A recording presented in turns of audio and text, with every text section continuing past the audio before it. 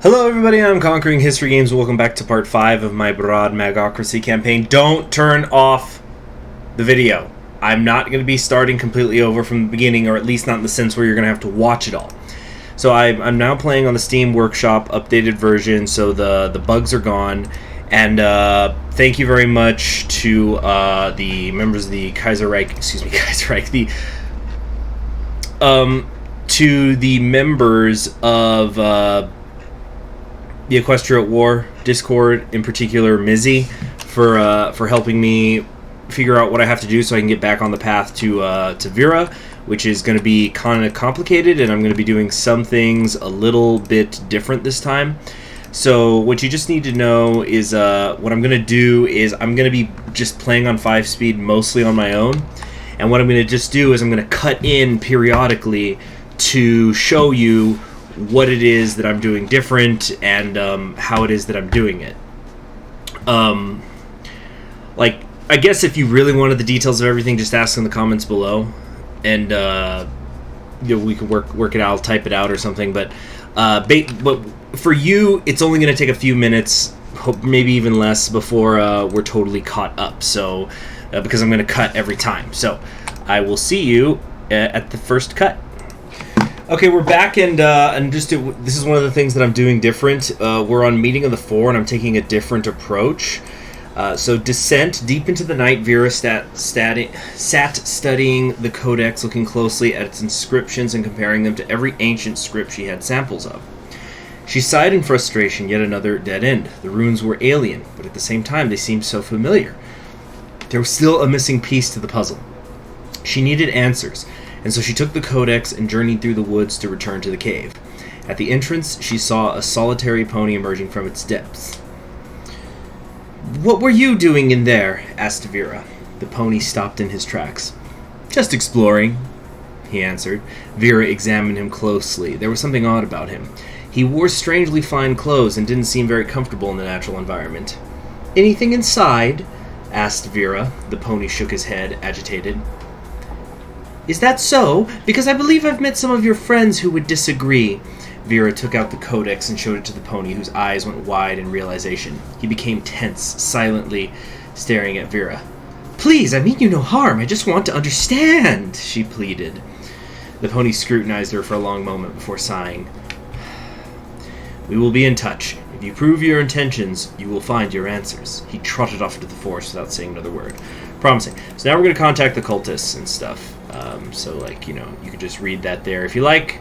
There's going to be another cut. Okay, we have another Vera event here. Listen.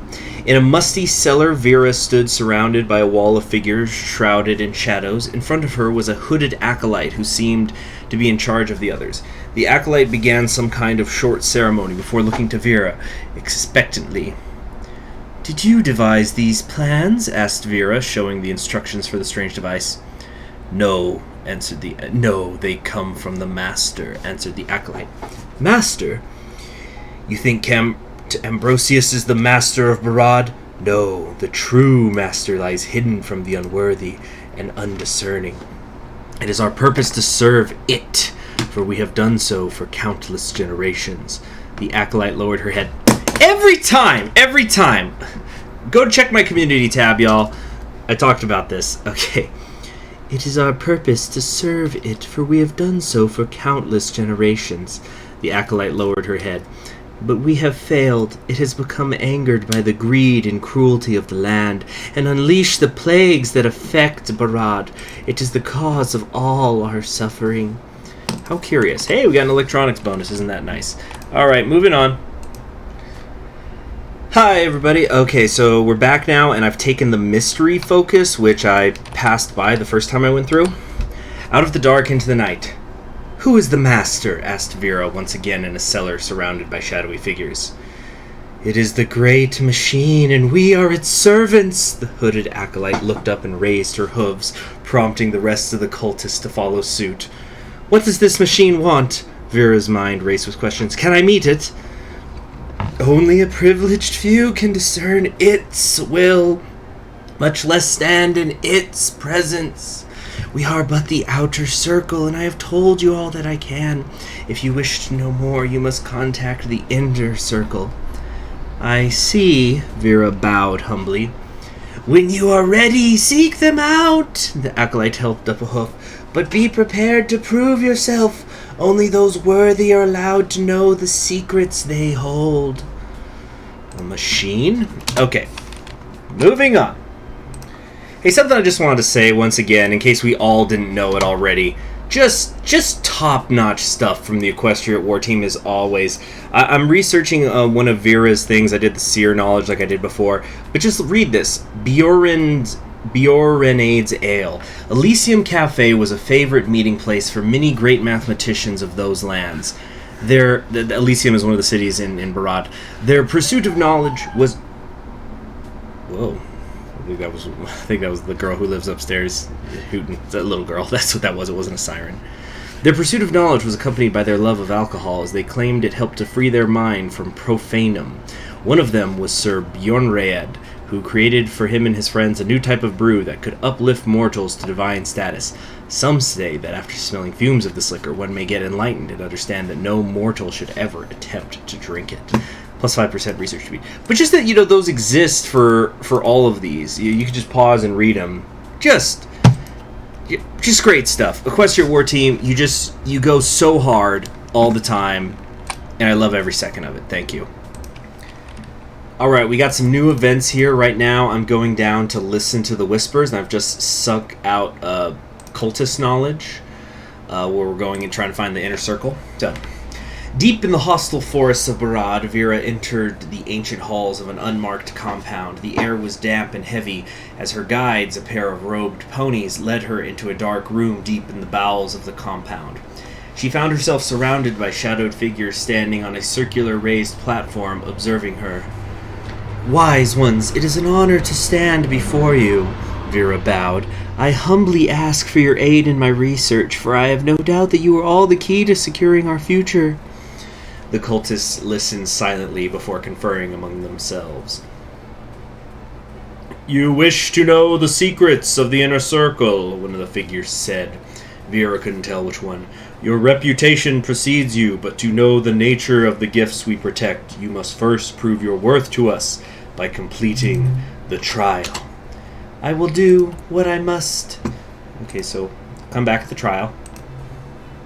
Time for the trial of the machine. Outsider, to prove yourself, you must first complete the trial of the machine. A hooded acolyte presented a burning candle to Vera. Take this, travel through the caves, find the sacred lantern, and then return here. If the candle goes out, you fail the trial, and then you will be lost. Vera nodded, descending down the dark cave path to begin the trial. She navigated the treacherous path for close to an hour with only the light of the candle to guide her, before at last coming upon a conspicuous alcove containing an ornate lantern. She took the lantern, placing the candle inside it, before making the long trek back to where she had started. Upon returning, the acolyte rejoiced at the sight of her. It is complete! He took the lantern with great reverence. You walked the path of ignorance, guided by the light of knowledge, and with the protection of the great machine. Return to us so that you may pass this knowledge on to the next generation. So ends the trial. And I get some political power. Wasn't that nice? Oh, shoot. Oh, God, it's always when I'm recording. Okay, anyway, moving on. May I enter? Vera stood before an enormous door leading below the cult's compound, protected by several guards. No, one of the guards, a unicorn, stated flatly. Only the most senior among us are permitted to enter the abyssal chamber.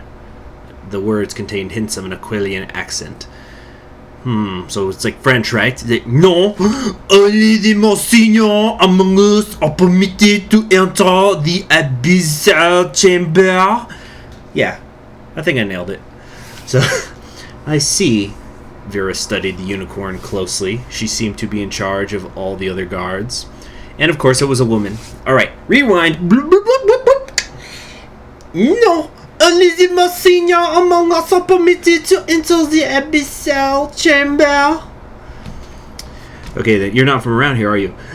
That is true. I was compelled to come here and abandon my natural history studies in Equestria. The unicorn's eyes looked past Vera for a moment. But it is here that I found my purpose in the service of the great machine.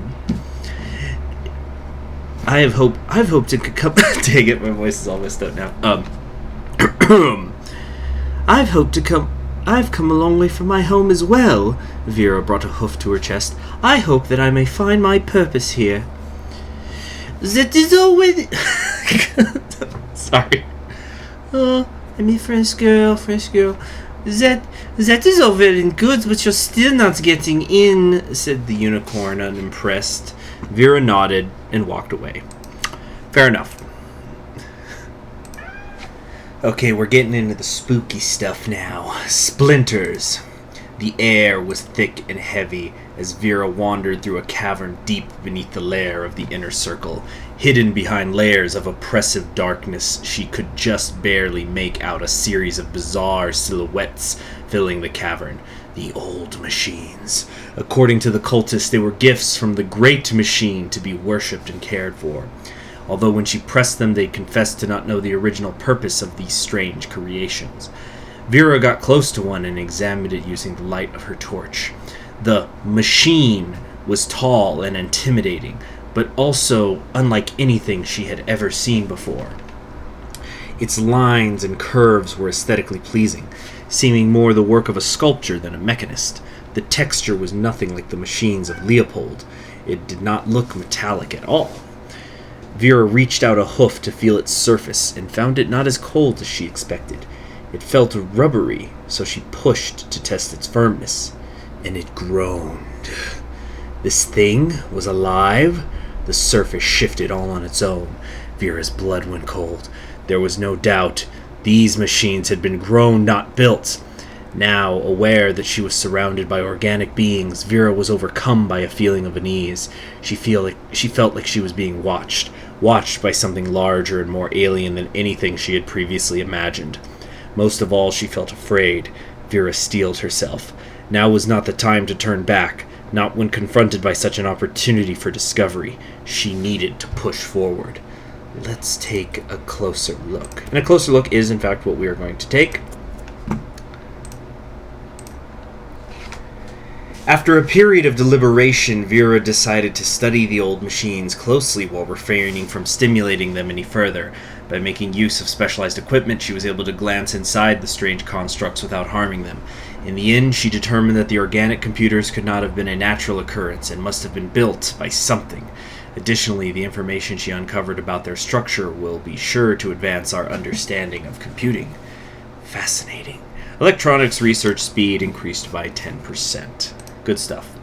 We have now listened to the whispers. This world is imperfect, and so they gather. They are drawn to this land. They know its power. They harness the power to find universal truth. 7 become 1. They become you. You are this world's greatest triumph. You are transcendent.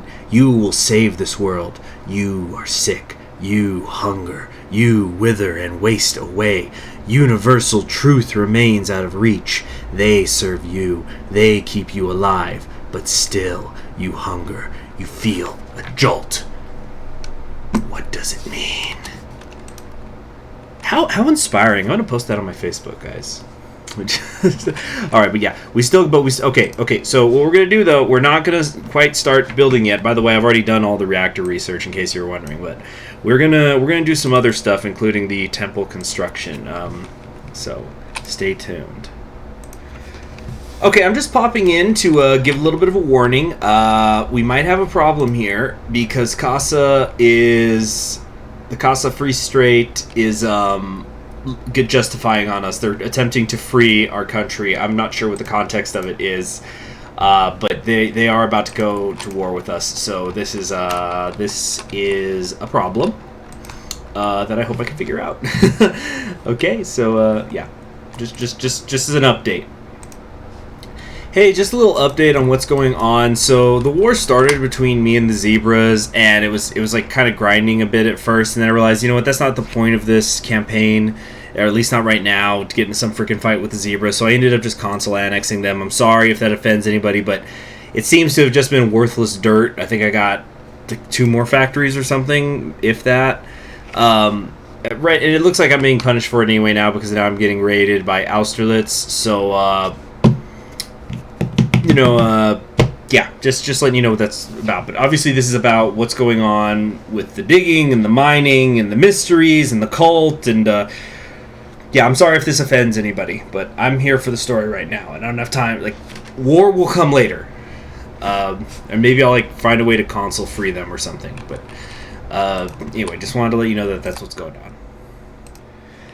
Okay, so we're back. A little bit of an update. We've done the dig deeper, which incidentally, if you're going to do this on your own, remember that you have to research excavation first before you could do that. So, because it takes forever for you to research things, keep that in mind. We've done the wild plants problem. Now the next step is I have to I do the quest thing. So what we're going to do is we're going to go over here to Barrad. This is the state selection scene, which I didn't click earlier a few episodes ago. I'm sure you all were screaming about that because I'm an idiot. And we're going to click this button to start an event chain with Gasienka. As he made the long and arduous trek over treacherous mountains paths, Gasienka's mind was consumed by thoughts of his home. Distant memories from when he had lived there, memories of joy, innocence, and then the most intense fear. Back before he had been saved by Ambrosius, but now was not the time to dwell on that. Much more pressing was confronting the novel menace that threatened to destroy his kin. After emerging from a narrow pass, he at last laid eyes on his home village, only to see it besieged by an army of shambling trees. The villagers were mounting a stiff resistance, but clearly wouldn't be able to hold out for much longer. Gasienka let loose a shout and charged towards the trees at full speed, slamming into them with all his weight and ferocity. Fighting using only his bare claws, he split trunks and ripped off branches with his incredible strength. The villagers were inspired by the show of bravery and pushed forward, cutting down the trees with their swords and axes. One of the fighters chucked an improvised incendiary bomb into the cluster of trees, which exploded, setting many ablaze. Frightened, the remaining trees ceased their attack and began to slowly retreat. "I said no fire!" a voice shouted. "Maniacs! Are you trying to burn the whole village down?" Griffins rushed to keep the flames under control, but the voice brought back memories for Gasienka. It was a voice he had not heard in a lifetime. Could it really be, after all these years? Gasienka... This is going to be a woman, isn't it? I already know. I'm going to just do a girl's voice to start. Gasienka waded through the victorious militia to find an old friend from his childhood leading them. Janoski! He shouted, raising his claws high. "I hope you've been straying out of trouble!" Janosik laughed and pulled Gasienka in for an embrace. "I try my best," Janoski said with a grin, drawing a skeptical look from Gasienka. "Sure, occasionally I liberate a noble passerby from their wealth, but I never keep it for myself. It all goes to the people who need it most." Janoski had to tilt his head up to engage in the conversation, such was the degree to which Gasienka... Okay, so Janoski is a boy. To which Gasienka towered over him. "Say, I remember you being big, but now you're built like a tank. What's your secret?" Gasienka frowned, remembering the many experiments Ambrosius had performed on him to enhance his physical performance. In the awkward silence that followed, Janoski nervously tugged at the ornate amulet around his neck.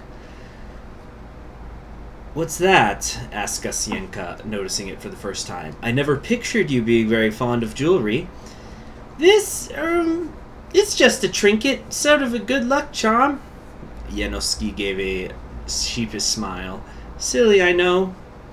A sharp gust of wind blew a branch from one of the slain plants onto the ground between them. Gasienka picked it up to give it a closer look. "That's strange. These leaves look like the kind I used to make the Count's medicine." He took one in his claw to feel its texture. "We'll have more time for botany later, but right now I think we just made them angry." Janoski looked towards the horizon. "There will be more of those things coming soon, and we need to prepare. Sounds like we're not out of the woods yet." Okay. So. Gather round, everyone, Gasyanka shouted as he stood next to a pile of nondescript crates. We're gonna need all the firepower we can muster to beat back these monsters. Unfortunately, I came prepared. He kicked open one of the crates to reveal its contents. Dozens of shiny new magical rifles. Grab one and take up a defensive position around the village. The townsfolk did as they were told and soon formed a makeshift skirmish line facing the approaching enemy. The shambling trees were slow to advance, but they were coming closer and closer by the minute. When they came within range, the villagers began firing, their magical projectiles proving highly effective against the plant monsters. At the same time, Gasyanka charged out ahead, using his claws to rip the trees apart with reckless abandon. Janoski was right by his side, felling many trees with his axe. During the fierce fighting, Janoski tripped and became tangled in the roots of the slain plants, and the trees around him converged to finish him off. In desperation, he ripped the amulet off his neck and held it out towards the encroaching monsters, closing his eyes in anticipation of the killing blow. But the blow never came. Sensing the magic of the amulet, they dared not come any closer to it. As the plants remained still, shots from the villagers and Gasyanka's devastating strikes shredded them. It did not take much longer for the remaining trees to be broken. Gasyanka, Janoski, and the entire village stood victorious. Now that's what I call landscaping. Yeah! Walking forward again! Or something like that. So, anyway. After fighting off all the attacking trees, Gasyanka sat recovering with Janoski in his home. I think it's time you explained what's really going on with that amulet, said Gasyanka. Janoski nodded. In the past, you may have seen a group of robed idiots scurrying around Barrad, raving about their god who lives somewhere underground, began Janoski. A merchant I know works with them, gathering magical artifacts and the like. It's all supposed to go to the cult, but sometimes they offer some of it up for sale, and this particular item caught my eye. It's said to be imbued with magic that can scare away anything born from the cult's god. He held up the amulet. Anything that could scare a god sounded pretty interesting to me. Of course, at the time, I thought this was all nonsense. But maybe those cultists were onto something after all? You know, I've learned a bit of magic in my time around the Pentarchy. Where's the music? Gasyanka examined the amulet closely. I believe we can use this amulet to cast a warding spell that will make sure those things don't come back. Janoski was intrigued and watched as Gasyanka channeled the item's power into a spell. He could feel the magical energy in the air, and from Gasyanka's smile he knew the spell had been a success. Afterwards, the two went off to save the other mountain villages that were threatened, defeating any plants attacking them and casting the warding spell. After all the other villages were protected, they parted ways, and Gasyanka began his long trek back to Count Ambrosius. Farewell, old friend. Okay. Now, we're going to maybe begin building, but, Alright, yeah, we gotta go back. Let's see what happened there. The root of the problem.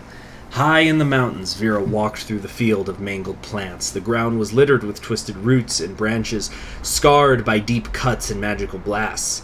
The bodies of trees which had only recently threatened to wipe the mountain villages off the map. Vera took a sample from one of the plants, tucking it away inside her bag before heading towards the nearby village. As she approached the town, she could sense a strange magic in the air. She questioned the villagers about the spell, and they pointed her towards the griffin who had cast it. Vera tracked down the griffin, who was named Janoski, and eagerly shook his claw. Greetings, I am Vera, she smiled, and I must say, superb work dealing with those nasty plants. May I ask a few questions about how you managed it? Janoski clearly recognized her and scowled, remaining silent. Now, I know you may not be fond of the Pentarchy, but any information you can provide will help me get to the bottom of this matter and ensure such a tragedy never occurs again, pled Vera. Janoski sighed, moved by her sincerity. All right, he said, leading Vera to the location where he kept an ornate amulet. This is it. Janoski offered the amulet for inspection. Vera held it up and flipped through her codex, comparing the symbols inside to those adorning the artifact. Interesting. She marveled. Very interesting. Okay. So, we can now do begin building, I think. And again, we'll cut back in when there's some excitement happening. It would appear we have a new journal entry for Vera. After contacting the Inner Circle cultists, I received a very strange vision, possibly from their deity. The vision seems to indicate that it was withering away and in need of something. What kind of god needs something from mortals? Asinti was grateful enough to provide me with samples of living rock he stumbled upon while constructing his absurd temple. This rock seems to have a will of its own. Quite bizarre. That's what happens when you actually go... Yeah, the living rock is what happens when you finish the temple, so I did complete that path. I visited the mountain villages and recovered samples from the hostile plants that attacked them. While there, I met an interesting griffin with a magical trinket which he used to protect the villages.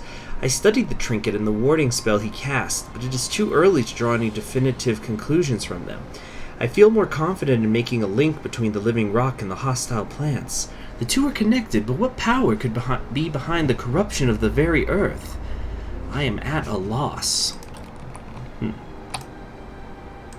Alright, the nuclear reactor, we've begun building it, and now we are going to strike the earth, which we couldn't do before because Leopold was dead.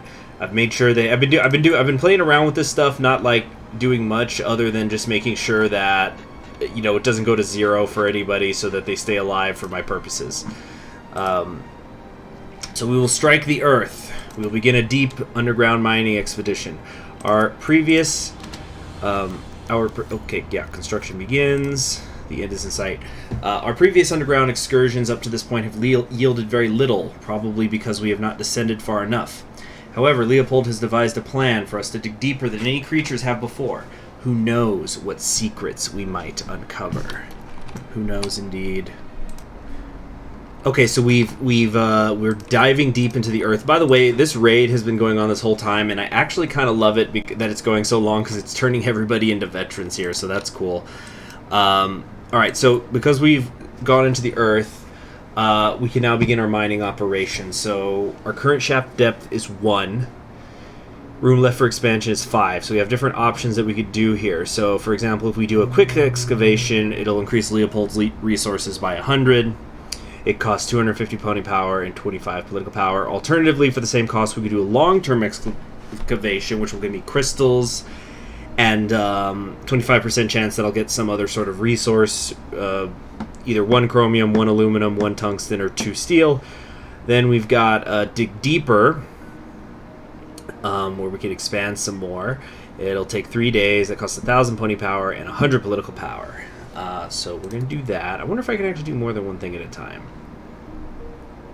The thing is, so we've been getting a lot of the randomized and pending stuff, and lots of it is taking away my political power. It's happened quite a lot, actually. So we might, we may want to...